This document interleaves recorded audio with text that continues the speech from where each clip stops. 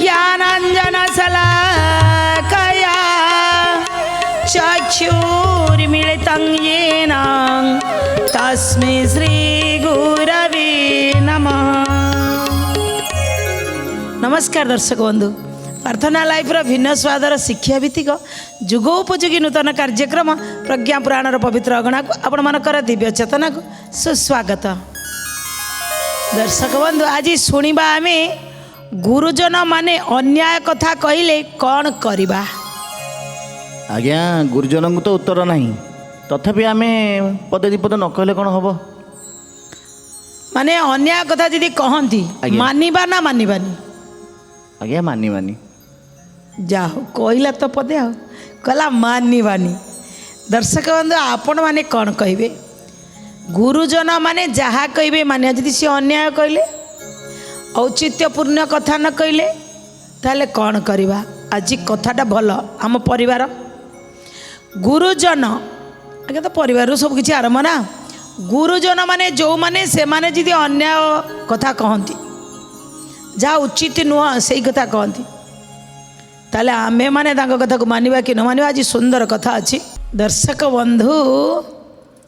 आज धौम्य ऋषि आम समस्त को ये सुंदर उपदेशटिए दौरान सब कथा को पुंखानुपुंख कहते परिवार रे मिलीमिशी रहिबा निहाती दरकार।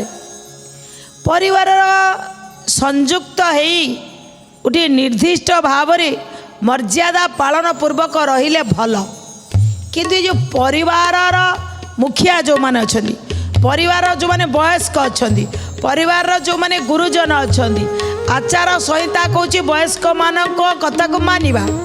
किंतु से माने जदि उचितपूर्ण कथा कहती जदि अन्याय कथा कहती ताले कौन करवा। कौन कहले आमको नाचार संहिता सास्यात् फालेत्यापि जनै सोयं वयोधिकाश्च मान्या स्युः परिवारे सदैव ते सौविध्यस्य सहायस्य चिंता तेषां विशेषतः कर्तव्या लाभ आप्तव्य तेषामन्यो भवे सदा परामर्श निर्देशं तम उचित्य निकषे स्वयं पालयेत् संपरीक्षैव जतो वृद्ध जनेष्प्यपि। कहते संयुक्त परिवार रे कर्तव्य और मर्यादा को पालन करवा गोटे नियम। किंतु से परिवार रे मिलीमिशी रहिले उपकार मिलिबो। परिवार जो माने वयोवृद्ध रहिले सेमानको सम्मान दबा आवश्यक, सेमानक सुविधा सुजोग प्रति ध्यान रखिबा आवश्यक। सेमानकर अभिज्ञता रु जहाँ मिली थाए आमर उपकार हुए। किंतु सेमानकर परामर्श बा निर्देश जदि औचित्यर कसटी पत्थर रे आमे परखिबा जदि पालनीय नुह ताहले ताको पालन करिबा अनुचित। गुरुजन माने जदि अन्याय रूपक कथा कहती तो ताको केबे भी पालन करा जीव नाही। कहले कहीं अरे कौन कारण। अरे जदि भी मो घरर वयोज्येष्ठ लोक तांकर बहुत अभिज्ञता अच्छी, तांको अभिज्ञता बेले बेले मोर काम रे लागिबो। कहले लागिबा दरकार। दर्शक बंधु, प्रज्ञा पुराण दीटा कथा को रखिला। कहला जोटी उचित्यपूर्ण कथा कहिबे, जोटी से माने परामर्श देबे, से माने दूरदर्शिता युक्त व्यवहार करिवे, से माने न्याय अनुकूल युक्त परामर्श करिवे बा परामर्श दौथिबे तो मानतु। जोटी तार विपरीत न्याय न करी अन्याय कले से जगार आम मानकर कर्तव्य कौन। तांको कथा को अंध भाव में विश्वास करिवा मानि जीवा ना सेठी किछि प्रतिवाद करिवा। उदाहरण अनेक थोइले कहले खाली गोटिए कथा नहीं ता मानिबार जदि योग्य नुहे ताको मानिबे नहीं। कौन कहउछंदी कहले वयस्क मानकर कथा न्याय अनुकूलर वार्ता न्यायानुकूलर वार्ता न्यायानुकूलर वार्ता दूरदर्शिता युक्त हेव मानविकता योग्य थिव मानविकता योग्य थिब मानविकता योग्य थिब ताहाकु मानिबार योग्य सन्तान परम सौभाग्य सन्तान परम सौभाग्य सन्तान परम सौभाग्य कहले जदि वयस्क माने न्याय अनुकूलतार सहित कथा कहिबे दूरदर्शिता युक्त हेउथिबे मानविकता रूपी कथा सेमानक पाखरु आसुथिबो ताहाकु मानिले आमर सौभाग्य वयस्क बापा माँ आज्ञा किंबा जेजेबापा जेजेमा पिलाटी बिगिड़ी जाउछि राति पाइले पैसा नहीं मद खाई दउछि बीड़ी सिगारेट खाउछि किंबा आउ किछि खराब जिनिस शरीर भीतर को जाउछि जदि बापा माँ सेठी प्रतिवाद कले काईकि खाउछु से जो वयस्क थिबे हाँ केतबेले टिके खाई दियंता दुनिया रे सब पिला तो खाउछन्ती आ से टिके खाईदेला बोली आउ एटा गोटा कथा ये कौन है ना बढ़ावा दिगला अन्याय को ये प्रश्रय देले आज्ञा निआटा को अंटीरे पुरेले निआटा तो लागि जिवो ना अंटीटा पड़ी जीव ये जो उचितपूर्ण कथा नुह ये जतबले वयस्क लोक यही कथा कहले आज्ञा से मानिबा कथा नहीं नाई मो बा कहूँ मो बापा कहूँ माने आमे मानु थाउ आउ जो माने ये कथा को स्वीकार कर दियंती हाँ जहाँ कहउछनी मानिबा ताको जीवन रे बहुत किछि असुविधा देखा दी आउ कौन करती ना सेमान करते मोहग्रस्त से माने हो जाती सेमानकर वयस्क हेले ना तांकर मोहग्रस्त रहिबो भूलटा भी तांको ठीक भलिया देखा जो हाँ करू यही कामटा तो करुच्ची किसी असुविधा नहीं दुनिया रे समझ करछन्ती सेमिति हला आज्ञा नाई दुनिया रे किए कौन करुच्ची नाई वयस्क मानकर दूरदर्शिता रहिबा दरकार कारण मु सिना वयस्क गली मो आसुवा उत्तराधिकारी की सुसंपूर्ण चरित्रवान करिवार अछि गुणवान करिवार अछि प्रतिभावान करिवार अछि तापाई मोर कर्तव्य मु जहाँ कहबी मोर तलु मानिया दरकार से कहगला मोहग्रस्त मानसिकता जेबे बाक्य होइबा औचित्यकारी मा निर्देश ठारू कमी रहिबा जय जय जगन्नाथ जय जगतनाथ सभी कहती तुमको तुम्हें अनाथ नाथ शिरोधार्य से ही कथा को जदि करी बसिबा अनुचित प्रचलन को आमे बढ़ावा दवा जय जय जगन्नाथ जय जगतनाथ सभी कहती तुमको तुम्हें अनाथ नाथ कले मोहग्रस्त मानसिकता हो गला परे सी जदि मोहग्रस्त है कौन सी अनुचित कथा को भी ठाणिकी बसुचंदी एटा हम ताकू रंग भूल बिली स्वीकार करंतु ताकू केवे शिर धार्य करंतुनी कौन कहबी से तो कहले आउ वयोज्येष्ठ लोक कहउछन्ती आ कोन कथाटा को फांकी हबा रे जने भूल कहले वयोज्येष्ठ लोक कहले बिले ठीक मान नब एमती कह हेलानी ना हब दर्शक बंधु खाली एमती कहलेनी केते केते कथा उदाहरण रे प्रज्ञा पुराण रे रखिचंती आपण सब उदाहरण सुनी सारंतु शेष रे कहिबे अनुचित आदेश को मानिबा उचित कि उचित नुह आज गुरुजन सब बेले जहाँ कहते ठीक मानिबा आमर ठीक भी नुह सी जहाँ कहते ठीक या मानिबा भी आमर ठीक नुह कहीं सांगे सांगे उदाहरण देले कहले भक्त प्रहलाद जानिच कहले हाँ ना प्रहलादर बापा किए ना हिरण्यकश्यप क्या तपस्या करुला ना भगवान ब्रह्मदेव को ब्रह्मदेव को तपस्या एति दिन पर्यंत एक गोड़िया ठिया तपस्या करी करी ब्रह्मदेव संतुष्ट होकर वरदान देते। दर्शक बंधु वर आनी सारा पर एमती वर दिन में मरबिनी राति में मरबिनी घरे मरबिनी बाहर मरबिनी अस्त्र मरबिनी शस्त्र मरबिनी 12 मास जाक मरबिनी एते वर मागी सारा पर भगवान तथास्तु कही सारा पर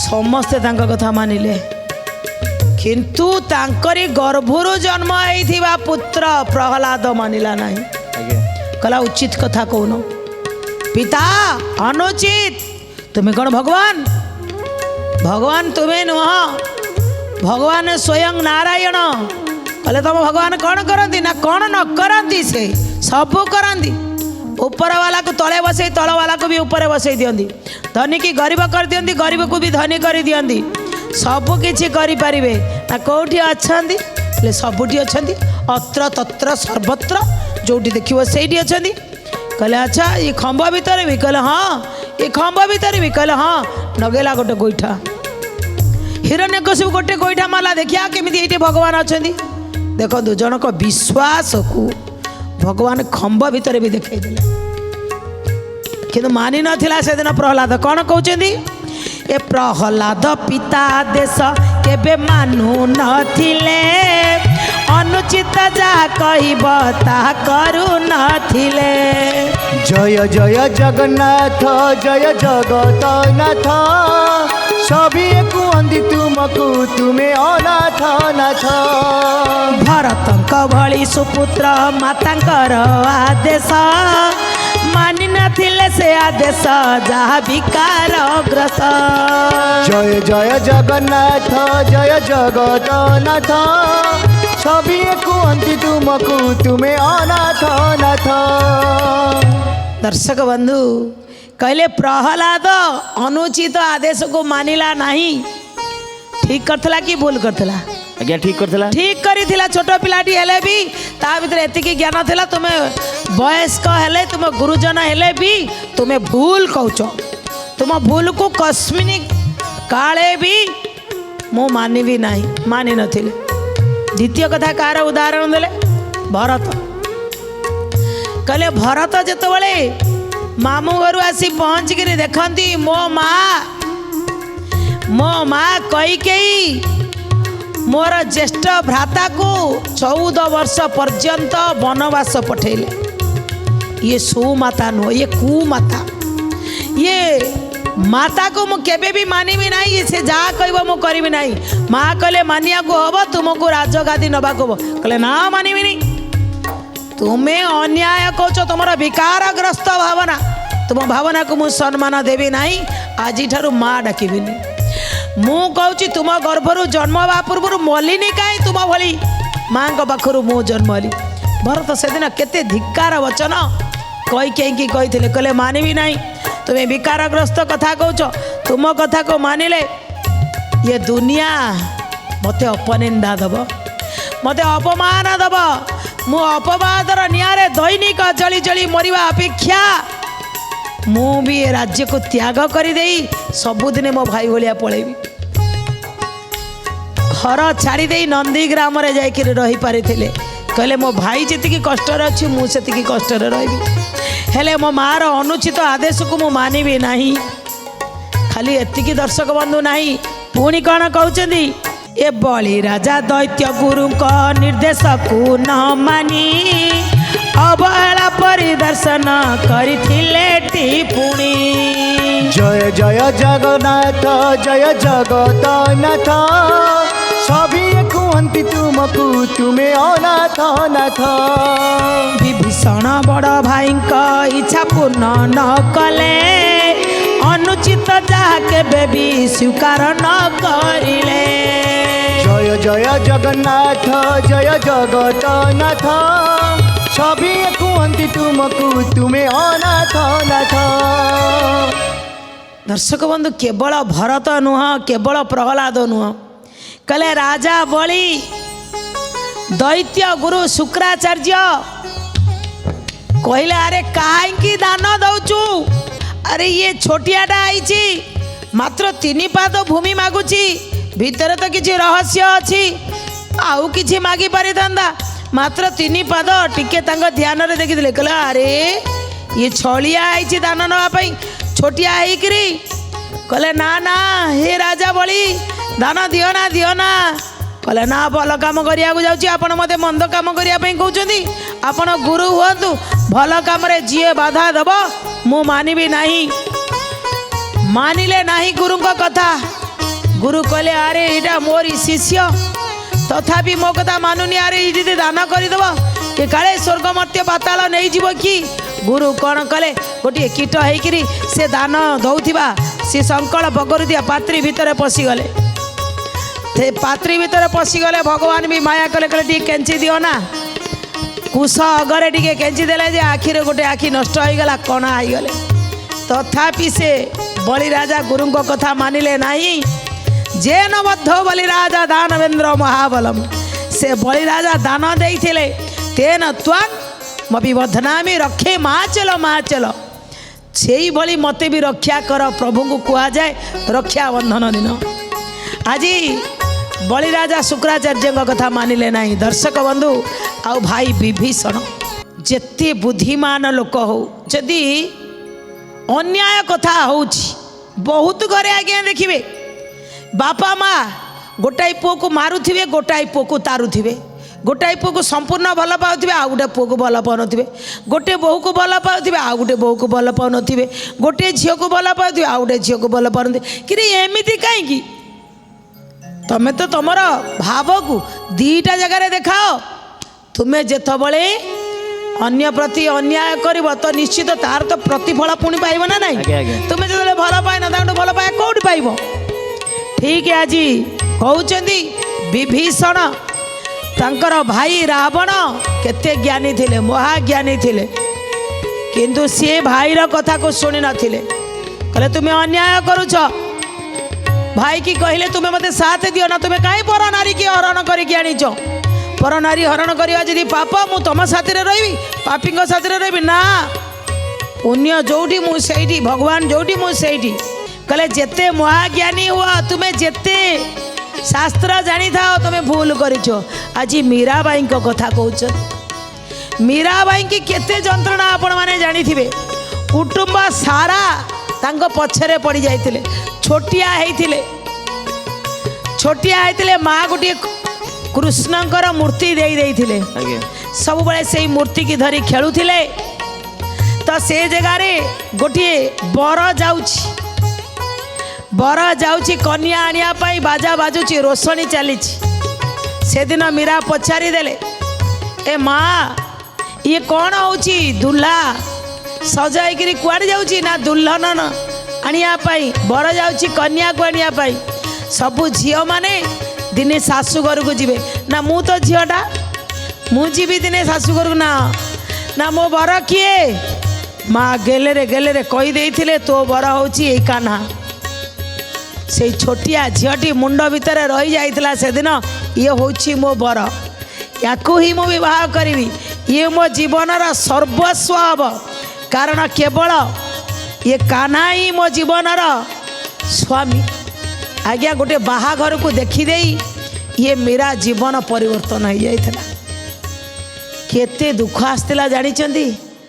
ପ୍ରକୃତରେ ଯେତେବେଳେ ବିବାହ ବୟସ ଆଇଲା, ଏମିତି ଜାଗାରେ ବିବାହର କରିଦେଲେ।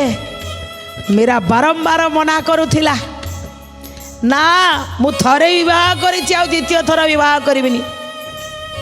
କୁଟୁମ୍ବ ଲୋକମାନେ ବାରମ୍ବାର କହୁଥିଲେ, ଆରେ ଛୁଆ ବେଳେ ଗୋଟେ କାହାକୁ ଭାବି ଦେଇଥିଲା, ସେ କଥା ବର ଯନ୍ତ୍ରଣା ଉପରେ ଯନ୍ତ୍ରଣା ଦେଇଥିଲେ। ଆଜ୍ଞା ଏତେ ଯନ୍ତ୍ରଣା ପରେ ମୀରାକୁ ବିଷ ଦିଆଯାଇଥିଲା, ପିଇକିରି ମରିବ। ବିଷ ପିଇ ଦେଇଥିଲେ, ହେଲେ ବି ମୀରା ମରିପାରିଲେ ନାହିଁ। ତାଙ୍କୁ ପ୍ରଲୋଭନ ଦେଖାଯାଇଥିଲା ଆଉ କାହାକୁ ବିବାହ କରିବା ପାଇଁ, କିନ୍ତୁ ଏତେ ବିଶ୍ୱାସ ଥିଲା ସେଇ ମାଟିର ମୂର୍ତ୍ତି ଉପରେ, ସେଇ କାହ୍ନା ଉପରେ।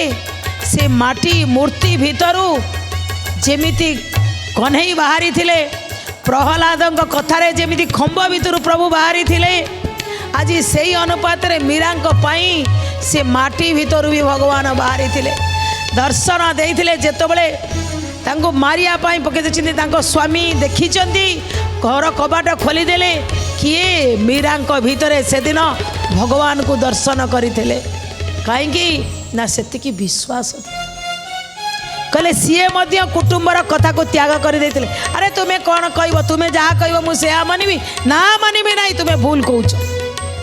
दर्शक बंधु आज ये सुंदर चारि चारिटा उदाहरण आमको दे कहते प्रहलाद कहले भरत कहले बलि राजा कहले विभीषण कहले मीरा कहले पांचटी उदाहरण देले कहले ये माने निज गुरुजन को कथा मानि नथिले आज से ही कथा को उदाहरण दे शेष को आमको ठेलिले कहले ए मानव घरर मुखिया लोक जदि अन्याय कहे कौन मानिब घर गुरुजन लोक जदि अन्याय कले कौन मानिब बाहर कहीं भी जदि अन्याय कहे मानिब ना तुमको समस्त को ज्ञान दि जाए समस्त को विचार कर बुद्धि दि जाए अन्याय सब बेले अन्याय जी अन्याय को प्रतिवाद कर कहीं ना अन्याय करुवा अपेक्षा अन्याय को देखिक चुप रोकवा लोकटी बहुत बड़ अन्यायी।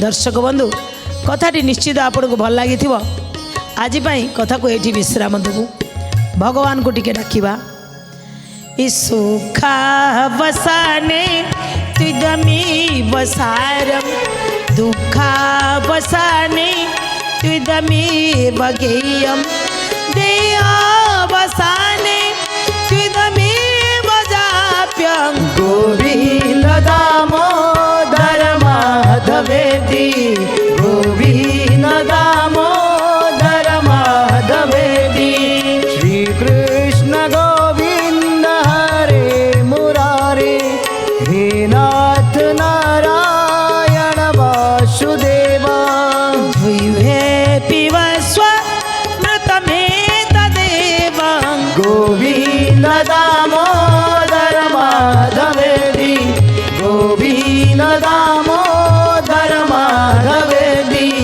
गोविंद दामोदर माधवेति। दर्शक बंधु विदाय नवा पूर्व से अमूल्य कथाटी आम पिलांकर प्रत्येक जिद्दी ता भितरे थिबा कुप्रवृत्ति रूपी जिद्दी की जदि आम पूरण करवा विशेषकर पिलांकर सब जिद्दी जदि आम पूरण करवा से पिलाटी आज्ञा बिगड़ी जीव सी आउ सजाड़ी हो पार नहीं आम कंट्रोल बाहर रहिबो तेणु पिलांको जदि आम प्रथमरु तांको कंट्रोल करवा ताले सी भल किंतु जदि कंट्रोल बाहर रहिला सी हाथरू खसीजिव केमिति कहले कौरवंक भली जहाँ जिद्दी कले तांको जिद्दी पूरण हैला आ तांको जिद्दी पूरण कलारू से कंट्रोल बाहर को पळेले शेषरे समस्तकर विनाश घटिला 100टा पुआ समस्त किंतु मरीगले तेणु पिलांकर सबू जिद्दी की पूरण करवा नहीं ठीक उचित जिद्दी की पूरण करंतु अनुचित की टोटाल भी किछि पूरण करंतु नहीं ताकू शिक्षा दियंतु ए कामनार सहित रहूछु। नमस्कार। श्रीमद् प्रज्ञा पुराणाय नमो नमः।